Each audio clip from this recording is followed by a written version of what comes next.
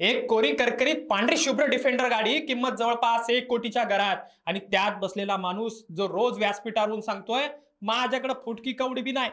मित्रांनो, हा विरोधाभास बघून सांगलीच्या रस्त्यावर जो सवाल उठला, तोच सवाल आज संपूर्ण महाराष्ट्रात घुमतोय. मनोज जरांगे पाटील, आरक्षणाच्या लढ्याचं नाव, आंदोलनाचा चेहरा. पण आता चर्चा आंदोलनाची नाहीच आहे, चर्चा आहे त्यांच्या गाडीची.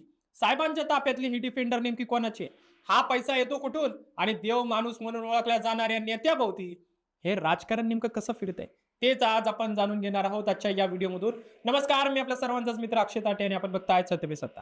प्रश्न तुमचे, आवाज आमचा. मित्रांनो, घटना आहे कालची सांगलीची. या सांगली जिल्ह्यातली मनोज जरांगे पश्चिम महाराष्ट्राच्या दौऱ्यावर होते आणि याच दौऱ्यात एका नव्या कोऱ्या पांढऱ्या डिफेंडर मधून त्यांचा ताफा फिरत होता. फोटो सोशल मीडियावर पडले आणि काय राव, कमेंटींचा जणू पाऊसच पडला. ही गाडी कोणाची? नेमकं यात कोण बसले? तर जरांगे पाटील. इतकी महागडी गाडी दादांकडे आलीच कशी? असे अनेक प्रश्न, अनेक ट्रोलिंग सुरू झालं. असे सवाल चौफेर उठले. पत्रकारांनी ते प्रश्न विचारला आणि जरांगे पाटलांनी ठोकून उत्तर दिलं, माझ्याकडे फुटका रुपया नाही, ही माझ्या कार्यकर्त्यांची गाडी आहे. पण मित्रांनो, इथेच खरा मुद्दा सुरू होतो. कारण एका बाजूला माझ्याकडे काहीच नाही म्हणायचं आणि दुसऱ्या बाजूला कोट्यवधीच्या गाडीतून रुबाबात फिरायचं. हा विरोधाभास सामान्य माणसाच्या डोक्यात प्रश्न निर्माण करतोच ना. आणि सामान्य माणूस विचारणारच, कारण नेताही तसा सामान्यच आहे. सूत्रानुसार ही डिफेंडर सांगली जिल्ह्यातल्या भोसले नावाच्या एका मराठा कार्यकर्त्यांनी आधीच विकत घेतली होती आणि नंतर जरांगे पाटलांकडून तिची पूजा करून घ्यायची इच्छा त्या कार्यकर्त्याने व्यक्त केली. आणि दादा तर तुम्हाला माहिती आहे सर्वांचेच आहे, त्यामुळे ते म्हटले चला करून टाकू पूजा. आणि म्हणून ही गाडी त्यांच्या समोर आणली गेली आणि आग्रह खातर जरांगे पाटील त्यात बसून फिरले असं सांगितलं जातं. आता जरांगे पाटलांनी यावर स्वतः खुलासा केलाय. ते म्हणतायत, मी समाजाचं काम करतो, समाजाला माय बाप बांधतो. माझ्या लोकांनी नवी गाडी घेतली की मला बोलवून पूजा करून घेतात, त्यात काय नवीन नवीन आहे? पुढं जाऊन ते असंही म्हणाले की आरक्षणाच्या लढ्यामुळे लाखो कुटुंब सुखी झाली आणि त्या कृतज्ञतेपोटी समाज त्यांच्यासाठी काही करायला तयार असतो. माझे लोक घाम गाळून कमावतात, त्यातनं गाड्या घेतात, मला काय त्याचं? असा सवालही त्यांनी उपस्थित केला. पण मित्रांनो, इथे एक गोष्ट लक्षात घ्यायला हवी, ही काही पहिलीच वेळ नाही. जरांगे पाटलांच्या ताफ्यातल्या गाड्यांवरून चर्चा नेहमीच रंगत चालली आहे. मागच्या 10-15 वर्षातल्या त्यांच्या आंदोलनांचा प्रवास जर बघितला तर एक काळ असाही होता जेव्हा त्यांचा ताफा साध्या टेम्पोवर चालायचा, लोकांच्या टू व्हीलरवर जायचे, शेअरिंग मध्ये पेट्रोल टू व्हीलरवर जायचे, सभेला जाताना गाडी दंड असायची, पण येताना तिची अवस्था काय असेल याची शाश्वती नसायची.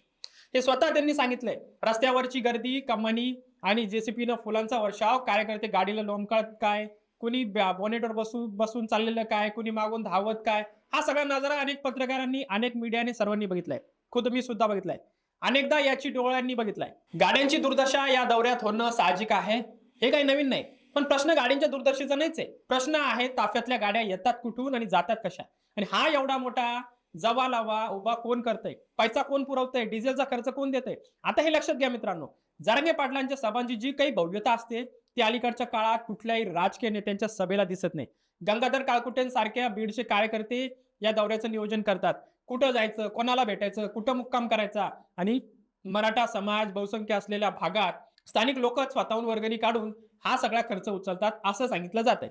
आंतरवाली सरटीच्या त्या ऐतिहासिक आंदोलनाच्या वेळी हजारो लोक एकाच वेळी जमले होते आणि त्या व्यवस्थेचा खर्च स्थानिक पातळीवरूनच उभा राहिला असा दावा केला जातोय. म्हणजे कुठलीही मोठी राजकीय शक्ती किंवा पक्ष यामागे नाही, तर सामान्य मराठा बांधवांचं योगदान आहे असं चित्र सध्या तरी दिसतंय. पण मित्रांनो, इथेच खरा सामाजिक प्रश्न दडलाय. आपण आपल्या राजकीय नेत्यांना कधी हा प्रश्न विचारतो का, साहेब तुमची गाडी कोणाच्या नावावर आहे?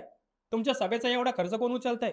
सत्तेत असणारा नेता असो वा साहेब सत्तेबाहेरचा नेता असो, प्रत्येक वेळी नव्या गाडीतून, नव्या रुबाबातून, साधा सरपंच जरी असला तरी त्याच्याकडे मर्सिडीज आणि BMW आहे, नव्या रुबाबात आपल्या समोर तो येतो, पण त्या गाडीची फाईल कोणाच्या नावावर आहे, ती जमीन कोणाच्या नावावर आहे, हे विचारायची हिंमत आपण फार कमी वेळा दाखवतो. आणि जरांगे पाटलांच्या बाबतीत हाच प्रश्न आता ऐरणीवर आलाय. कारण एका बाजूला ते स्वतःला गरीब आंदोलक म्हणवतायत आणि दुसऱ्या बाजूला कोट्यावधीच्या गाड्यांचा ताफा त्यांच्या मागे धावतोय. जरांगे पाटलांना मराठा समाजाचं दैवत म्हणून जी काही लोकप्रियता मिळाली आहे, मागच्या अनेक दशकात कुठल्याही मराठा नेतृत्वाला मिळाली नव्हती आणि त्याच भावनेतून समाज त्यांच्यावर मनापासून खर्च करतोय असा दावा केला जातोय. पण याच भावनेचा फायदा घेत आजूबाजूचे काही घटक स्वतःचं राजकारण किंवा आर्थिक हितसंबंध साधत नाहीत ना, हा प्रश्नही तितकाच महत्वाचा आहे. कारण आरोप आहे हे अजून सिद्ध झालेलं नाही, पण जनतेच्या मनात शंका मात्र नक्कीच निर्माण झाली आहे. अनेक जवळचे कार्यकर्ते जे आता नाराज आहेत ते उघड उघड अनेक गोष्टी अनेक दावे करतायत. पण मित्रांनो, ही गोष्ट एका डिफेंडर गाडीपुरती मर्यादित नाहीये. ही गोष्ट आहे पारदर्शकतेची. ज्या नेत्यानं समाजाच्या न्यायासाठी रस्त्यावर लढा दिला, उपोषण केली, तुरुंगवास सोसला, त्याच नेत्याभोवती आता आर्थिक व्यवहारांची शंका निर्माण होणं हे त्या आंदोलनाच्या शुद्धतेवरच प्रश्नचिन्ह उभं करतंय. आणि हे प्रश्न विचारणं चुकीचं नाहीये. उलट ती लोकशाहीची गरज आहे. प्रत्येक सामान्य माणसाची, कार्यकर्त्याची ती प्रश्न विचारण्याची भावना आहे. कारण जो नेता जनतेच्या पैशावर, जनतेच्या भावनेवर उभा आहे, त्याला जाब विचारण्याचा अधिकार त्याच जनतेला आहे. तर मित्रांनो, तुम्हाला काय वाटतं? ही खरंच निखळ भक्तीतून आलेली भेट आहे की यामागं काही वेगळंच अर्थकारण किंवा राजकारण दडलंय? तुमचं मत आम्हाला कमेंटमध्ये नक्की सांगा. कारण अशाच परखड आणि निर्भीड बातम्यांसाठी चॅनल लाईक करायला विसरू नका, शेअर करा आणि सबस्क्राईब जर करत नसेल तर आत्ताच दाबून बटन दाबा, कारण हीच योग्य वेळ आहे. धन्यवाद. 2 महिन्यानंतर सिंगापूर ब्रांचला प्रमोशन होतंय तुझं. कॉंग्रॅच्युलेशन्स. काय ग, तुला आनंद नाही झाला? मॅडम, तुम्हाला माहितीच आहे की मला पीसीओडीचा त्रास आहे. दिवसभर फटीग असतो, सारखा मूड स्विंग होतो.